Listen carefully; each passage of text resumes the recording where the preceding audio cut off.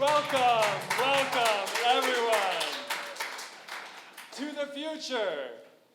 Whoops. Off to a good start. All right. Every day, what an incredible time to be alive, where every day we're discovering new technologies that are advancing our cause as the human race. Self-driving cars are already on the roads, and rockets are launching and delivering payloads into outer space and landing by themselves, both because of the same individual. And before you get too concerned, we're not going to do a presentation on Elon Musk. Today, we're going to dive into some of the most mind-boggling trends that are happening in and around healthcare. My name is Kevin Krauth, and I'm the CEO and co-founder of a digital health company called Orderly Health. And for today, at least, I am also a tech enthusiast, a wannabe futurist, and your pilot into the great unknown. So one last word before we begin.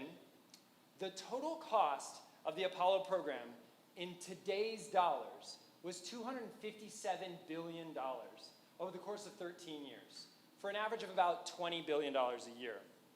According to CMS, we are annually averaging over $180 billion of investment in health tech right now. Hold the mic. Sorry, getting prompted. Okay. So just imagine if we were able to put a man on the moon in less than a decade, spending $20 billion a year. Imagine what we can do with nearly 10 times that in the healthcare space. So, and because of me, you don't have to imagine. We're going to dive right in. So in case you haven't noticed, healthcare is changing. We now have virtual kiosks when checking in for doctors, tablets that are replacing paper and charts, and Zoom calls instead of doctor's visits. But to see just how far we've come, we have to jump back to the beginning. The first Homo sapiens arrived on planet Earth about 300,000 years ago, and we quickly got to work developing some cutting-edge technology. In just over 250,000 years, and after several failed prototypes, we developed shoes, the first wearable device. But we didn't stop there. In the 13th century, a bunch of monks with bad vision, likely nearsighted from all their Bible reading, developed the first wearable glasses. And then, within the last couple of decades, some of the smartest and most talented engineers on the planet, likely also wearing corrective lenses, set off a wave of innovation with activity trackers and wearable computers that are ushering in a whole new era of technology. So let's start with a quick poll. How many people here have either are or are currently wearing, wearable devices? A lot. And that's just in the last couple of years, or last 10 years or so. But from the very beginning, we've seen how technology can be uniquely suited for healthcare applications.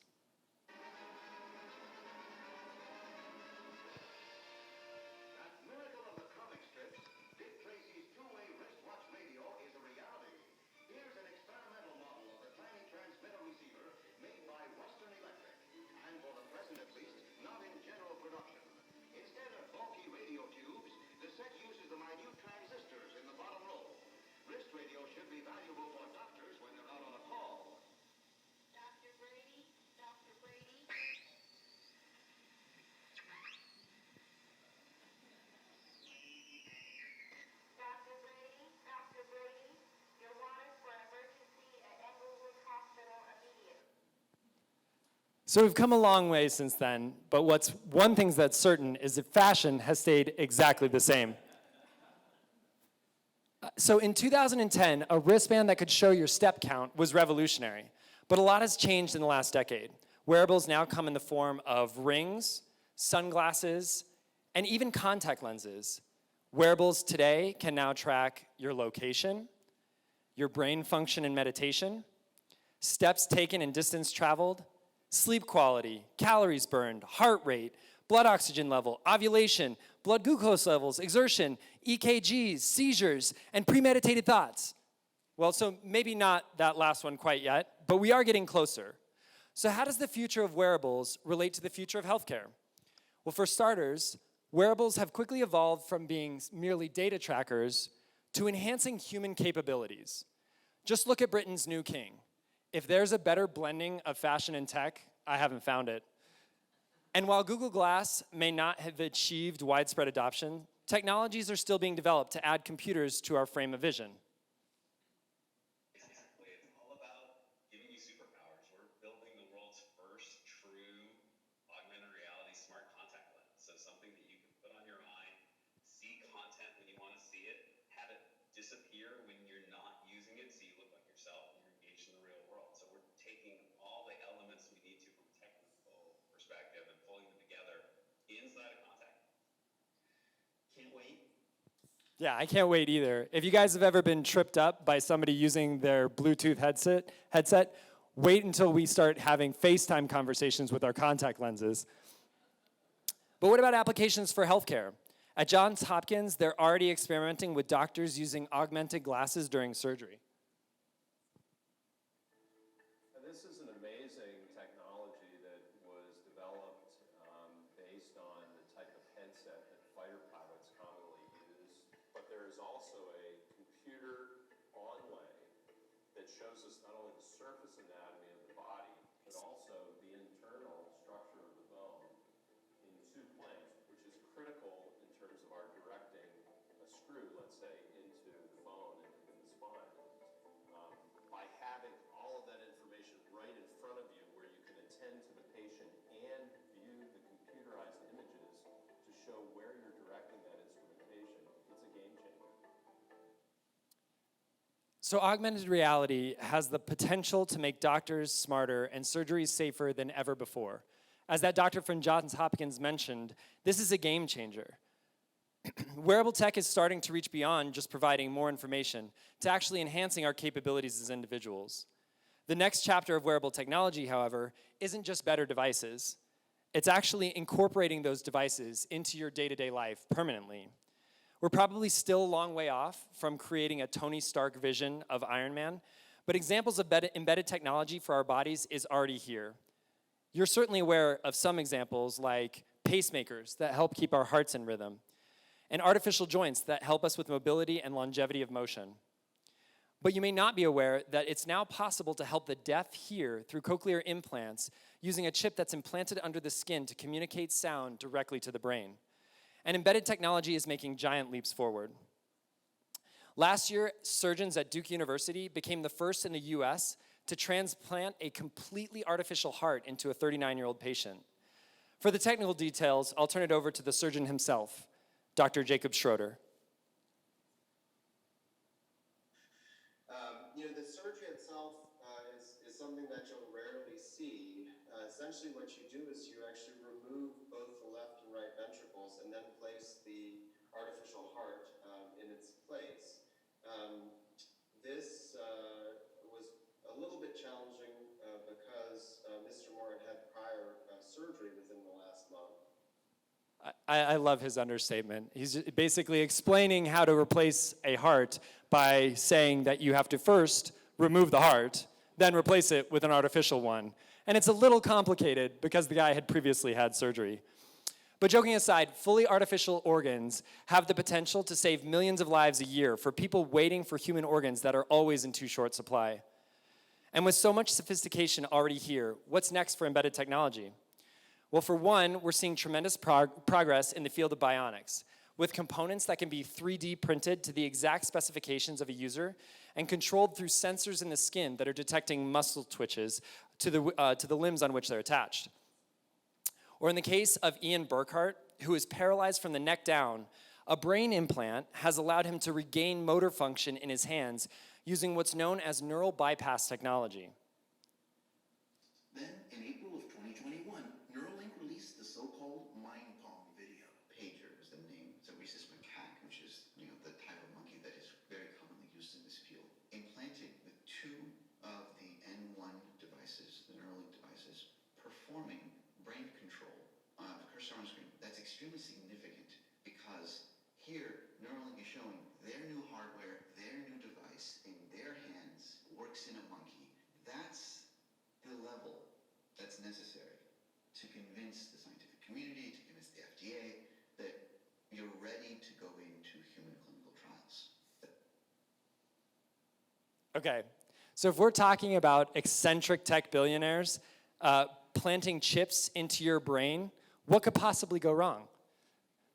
Beyond what's happening with wearables and bionics, we're also seeing broad revolutionary changes that are upending the traditional models of care. Among them are the changing ways we might think about what it means to go to a doctor. We're all familiar with many changes that the coronavirus pandemic brought to our lives, but many of these are starting to change how we might interact with healthcare forever. According to McKinsey, telehealth visits spiked in April 2020 at 80 times their pre-pandemic levels. They've since leveled off, but are still at 38 times higher than where they were before the pandemic. With so many people receiving remote care through the pandemic, telehealth or remote care has quickly become normalized, and companies are developing technology to suit this new reality. And what about bringing the lab into your home? We all remember Theranos, but if you don't know the story, this is the TLDR. A woman named Elizabeth Holmes, without a molecular biology degree, dropped out of Stanford to start a blood testing company that could run thousands of tests on a single drop of blood from anywhere. She scammed investors out of billions and is now on her way to jail. The end. Theranos may have been a fraud, but the promise of better at-home testing is real. Startups and multinational pharmaceutical companies are betting billions on the future of at-home testing in the hopes that developing a Theranos that works is not far off. And remote care is more than just at-home testing. Because of COVID, we have become much more accustomed to seeing a doctor virtually from our phones and tablets, having prescriptions delivered to our doors, and even receiving care from the comfort of our homes. These new models of care are making our physical location less relevant when it comes to diagnostics and treatments. But what about more invasive procedures that require a hospital visit?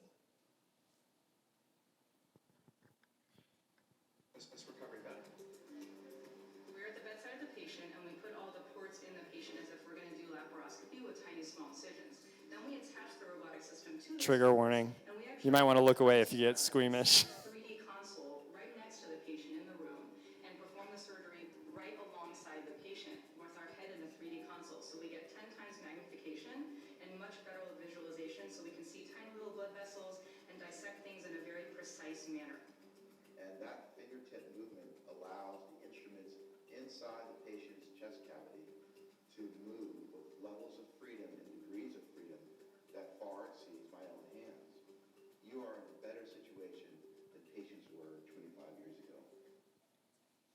So in that video, the physicians sit in the room to perform the surgery, but surgeries where the surgeons and the patient are on different continents have already taken place. Increasing progress on remote surgeries will allow for greater coordination from surgeons around the world, could eliminate travel for procedures, which can be costly and potentially even life-threatening, and they may even enable life-saving emergency care in non-medical venues or remote places that are hard to reach. Along with the physical means of treatment and where we are getting care, changes in technology, regulation, and even cultural sentiment are helping reimagine what care looks like and the ways we receive treatment. Let's start by looking at mental health. A lot has been made of virtual reality for use in simulation and training of physicians, but virtual reality has the potential to treat and potentially even cure chronic pain. Advances in neuroscience have provided a greater understanding of how the brain processes and the body perceives pain. By targeting specific centers of the brain that processes these signals, virtual programs can in effect distract the brain from feeling pain altogether and permanently train it to decrease the sensory perception of pain. Similar methods are being used with success to treat depression, anxiety, and PTSD. Oops, thank you. So imagine what amounts to video games as a cure to controlling chronic pain. And while strictly speaking, psychedelics are not a new technology, the renewed interest in their study for medical use could lead to massive breakthroughs in treatment and care for those struggling with mental health. Colorado, as you guys probably know, is at the epicenter of interest in medical application of previously illegal drugs. And this fall, voters will be deciding on whether or not to decriminalize magic mushrooms and their hallucinogenic compound, psilocybin, statewide. As we've seen, technology often mimics nature, and new computational capabilities have helped computers think by imitating the way our own brains work. This trend is demonstrated in technologies like computer vision, neural networks, machine learning, and artificial intelligence. The increased capacity to analyze data at massive scale has the potential to dramatically improve outcomes for patients. Take, for example, a recent Harvard study that pitted computers against dozens of trained radiologists. This is an MRI of a healthy pair of lungs that those radiologists were asked to examine. Does anyone notice anything interesting about this picture? If you notice the gorilla in the right lobe, then congratulations, you did better than 83% of trained radiologists. Because radiologists are trying to focus on finding cancer nodules, they were unable to notice an angry gorilla superimposed on these images. And thanks to now 2 presidents' widely publicized treatment of COVID, what are called monoclonal antibodies have become part of the public lexicon. But what exactly are they? Antibodies are Y-shaped molecules that attach tightly to a target. They're very specific, meaning that each antibody attaches to only one target. An antibody and its target fit together like pieces of a puzzle. In the laboratory, scientists can make many identical copies of a monoclonal antibody that can attach to a specific target, such as a molecule on the surface of cancer cells. These monoclonal antibodies can block molecules cancer cells need to grow, flag cancer cells for destruction by the body's immune system, or deliver harmful substances to cancer cells. Okay, so if you're wondering why we included that educational video on monoclonal antibodies, it's because recently a study was completed where 100% of people with colorectal cancer were effectively cured by monoclonal antibodies. It's pretty remarkable because we're now talking about the cure for cancer. So there's so much more to talk about. With gene editing through CRISPR, we can potentially cure genetic diseases. Humans are becoming superhuman cyborgs. Doctors are performing surgeries across oceans, curing cancer. The possibility for the future of healthcare are limitless. It's all exciting and breathtaking and unimaginable and yes. Okay. Do you want to come up here and tell us about it? All right, everybody, Kit Keeling, co-founder of Orderly Health. Hold my beer. So you mentioned a lot of exciting things. You painted this amazing futuristic view of healthcare. You started with talking about the evolution of wearables. And in fact, you started talking about hearing aids. In the US, there are 30 million adults who could use hearing aids. Hearing aids were invented over 100 years ago. And yet, it was last month that they finally became approved for over-the-counter sale by the FDA. You mentioned glasses and fancy contact lenses. Yet 1 in 10 Americans need glasses and can't afford them. And it's estimated that over 2 million children need glasses and don't have access to them. You talked about the revolution of treatment and discovery. Exogenous insulin, or insulin created in the lab that mimics the same insulin that your pancreas creates, was first created over 100 years ago. In Australia, a vial of this life-saving medicine costs $6. In Canada, $12. In the US, it's almost $100 for a vial of insulin. You talked about research and cutting-edge technologies. This is a picture of amyloid plaques, which over 2 decades ago were described as the single enemy in Alzheimer's disease. Well, I don't know if you all have been following the recent developments in this case, but that at best was erroneous research and likely fraudulent, setting back the community of research in Alzheimer's disease over 2 decades. You talked about the transformation in care delivery. Yet 70% of healthcare organizations still use freaking fax machines. There was an article in the New York Times about 5 years ago describing the plight of one woman who had to call over 300 physicians to find a physician that was in her network and taking new patients. Like I said, I'm a physician. I've been in the healthcare space for about 20 years. I can't freaking understand these explanation of benefits I get from my health insurance companies. Co-pays, deductibles, can you guys understand your explanation of benefits you get? I can't, it's ridiculous. with COVID, we talked about all the advances that came out of COVID. You didn't talk about some of the downsides. Physicians, nurses, healthcare professionals are burned out. Forbes estimates that almost half of healthcare professionals will leave the workforce in the next 5 years. Can we talk about cost? Here's a beautiful straight graph that shows GDP per capita and health consumption spending per capita. Notice any outliers? I'll give you one guess as to who the green dot is. We spend far more than any other developed country on healthcare. And still, the CDC in 2020 said that over 31 million Americans, nearly 10% of our population, don't have health insurance. Moreover, 100 million Americans, almost half of adult Americans, are saddled with medical debt. But the care we receive is the best in the world, right? Let's look at life expectancy. This green curve, you'd think green is a positive thing, it's not. This dip here represents the dip that we've seen with COVID, but we are so much further behind our contemporaries in the developed world with respect to life expectancy. Let's talk about maternal care. In the US, there were over 17 deaths per 100,000 live births. That ranks us 55th in the world. And for context, Russia is 54th and the Ukraine is 56th. Not something I'd be wearing a spacesuit to shout about how great that is. Mental health. You talked about mental health. Again, you got to go to the far right of the chart to see the US. We lead the developed world in mental health diagnoses. And yet, we have the highest rate of suicide in the developed world. Suicide has increased every year since 2000. 1 in 6 adults are not able to afford mental health care when experiencing psychological distress. And we have one of the highest death rates from substances. And so I might say to you, maybe take off the suit and talk to me more about like what's really going on. All right, okay. So, yeah, it's happening. We're dressing down up here. No, I mean, I agree with you. I think that somewhere between my optimistic view, wearing this spacesuit, and your pessimistic view, which is showing some of the limitations, is a way through. And that's what we're going to talk about.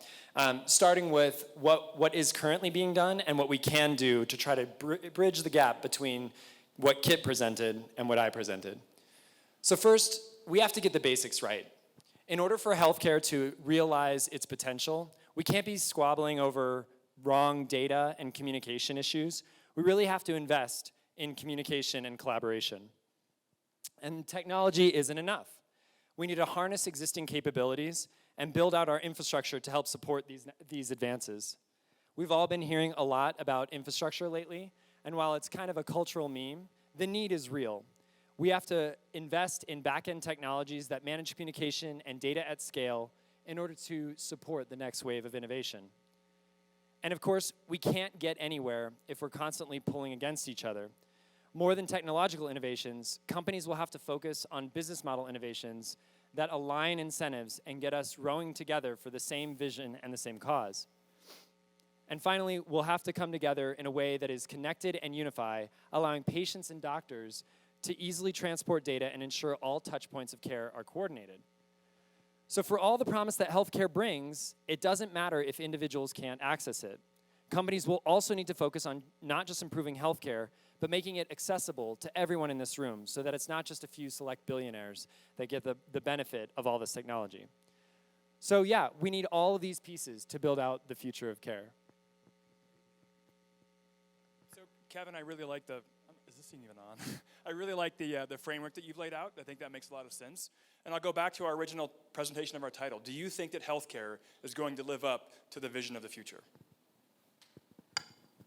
I think you guys probably know what my answer is going to be, and the answer is a resounding yes. And the reason is in part because of the companies and the things that are happening here in Colorado right now. So it is Denver Startup Week, and we'd like to highlight some of the things that are happening right now in healthcare from companies that are based here in Denver. Redox, which is building out the back-end data infrastructure to make healthcare more interoperable and care more accessible. We've got Dispatch Health, which is one of the companies that's rethinking the models of traditional care by delivering urgent care to your home.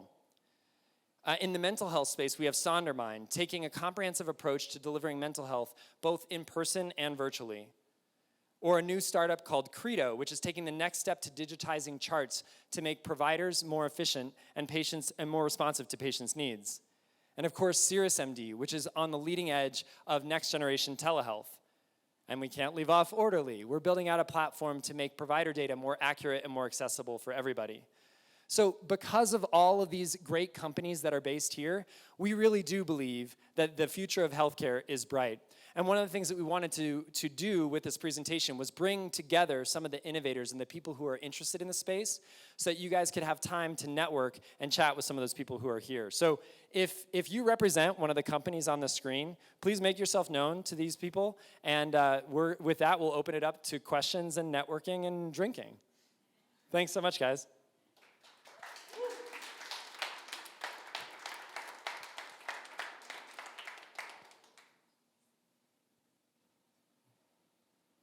Feel free to wander.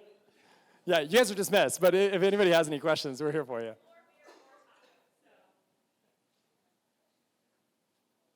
Setting back Alzheimer's research by 2 decades.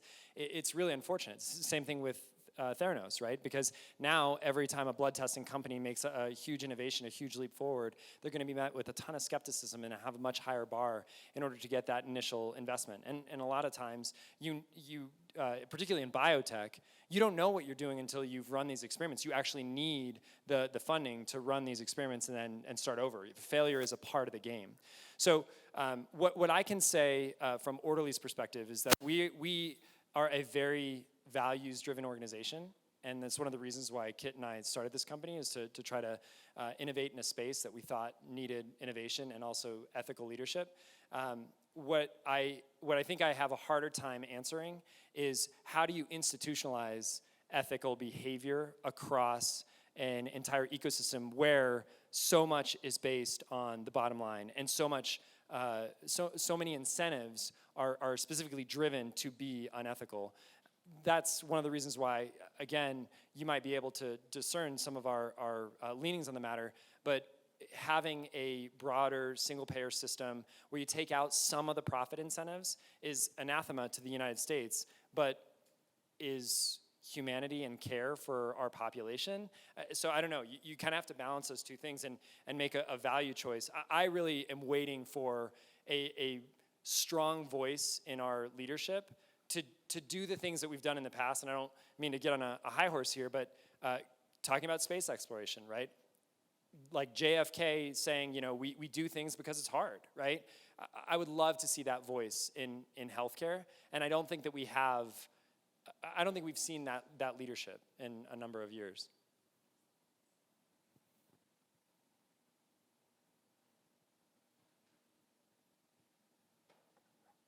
All right.